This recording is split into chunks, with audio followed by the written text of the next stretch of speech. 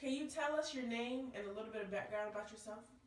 My name is Dorothea Briggman. I live in Beaufort, Georgia. I'm married almost 23 years. I have two children, a boy and a girl, Josh and Lauren. They're both in college, and I'm proud of both of them. Okay. What moment in American history sticks out the most to you?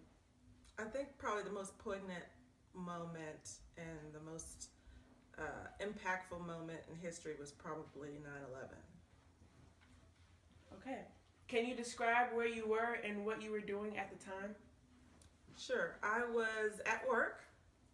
I remember I was on the phone with one of my colleagues. I work for a marketing research firm, and so she and I were discussing some data that I was using for a report.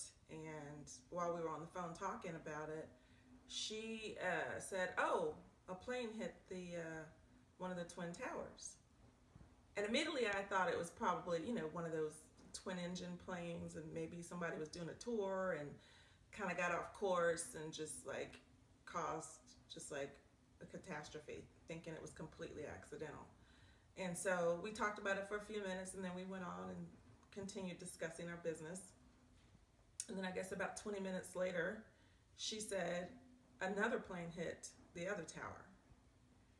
And again, I wasn't thinking terrorist attack. I wasn't thinking that at all. Like, it just wasn't in my frame of reference at all. And I remember my boss coming out of his office and asked what we were talking about. And I said, "Oh, my colleague had mentioned that two planes had hit the Twin Towers." And immediately he said, "We're under attack." And I just remember thinking, that just sounds like it's in the movie. Like, it's not real. Like, I had never been involved or around alive when there was any type of world conflict going on in terms of our country. So I just couldn't imagine anything like that ever happening. Like, stuff like that happened, across the pond and in far away countries. Nothing ever happened like that here in America. So it just kind of blew me away. I wasn't prepared emotionally or mentally for it. All right. How did you respond to the situation? Well, I think my initial response to anything that's kind of distressful or painful is to go into work mode. So I immediately started thinking, what can I do? Who do I need to call? My kids at the time were in first grade, I believe, and daycare. And so, my immediate response was, I need to call my husband. I need to find out what my kids are doing. Are they okay? So then I just started making phone calls. I called the school where my son was, and they said they were keeping all the kids there. And I called the daycare center where my daughter was, and she was watching the news. Everybody was monitoring everything. My husband was at work, and he was preparing to go home to get the kids.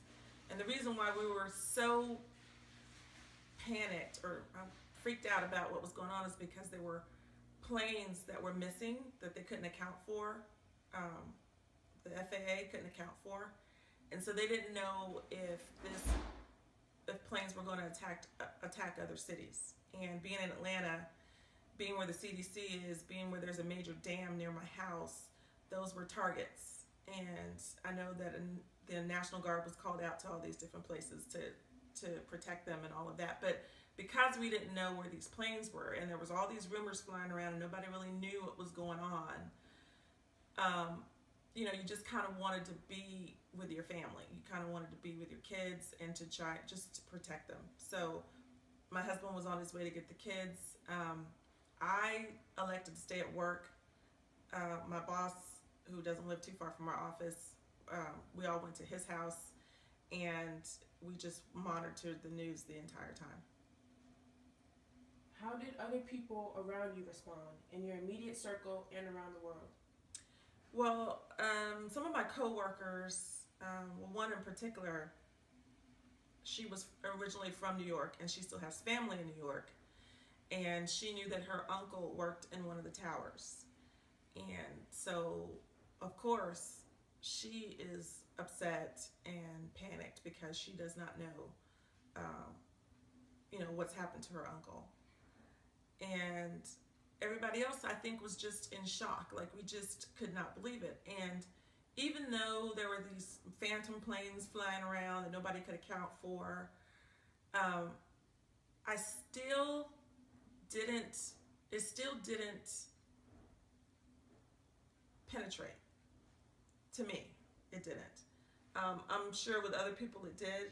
I don't believe that it penetrated until I actually started to watch the footage of, people, jumping to their deaths from the towers, and the fire, and the panic and the fear on people's faces. It didn't start to penetrate until then, and that was much later in the afternoon for me because, like I said, we didn't get to TV to watch TV until later into the afternoon. So I think everybody was kind of walking around in a daze because we weren't directly impacted being isolated here in Atlanta. It wasn't like anything was going on here in Atlanta, but there was the thought that something could happen. So I think we were just kind of in a fog. And people worldwide, I guess unless you're there, you can be empathetic, and you can feel sorry, and you can feel anger and pain and hurt, but it's not a direct feeling, I don't think, unless you have actually experienced it, or you know someone who's experienced it, or you had a loved one who perished during the time. I did not know anyone that perished in that tragedy. I felt sorry, as I'm sure everybody else did, for those people who did, but I did not know anyone that perished in that attack. How long do you believe it took for the country to heal? Oh gosh. I know for weeks, that's all they showed was the footage, and that's all they talked about, and the coverage was nonstop, and it got to the point where it was overwhelming. I mean, you kind of just didn't want to be depressed anymore. And I think it took months, if not a year or better, for those people who weren't directly affected by it to start coming to a place where they could feel good again and maybe feel safe. I can't speak for those people who were directly impacted by it, who experienced it, who had a loved one who died from it. I'm sure it took them years, and probably maybe not even to this day have they healed from it. And then worldwide, I mean, the country got so much love. Like, everybody was talking about, how they were behind us and they were with us, and, everybody was doing what they could to try and, get intelligence information together for the countries and to fight, this terrorist group that attacked us. And so I think the world came together a lot faster and probably healed a lot faster than the people who were directly impacted. Okay, one last question.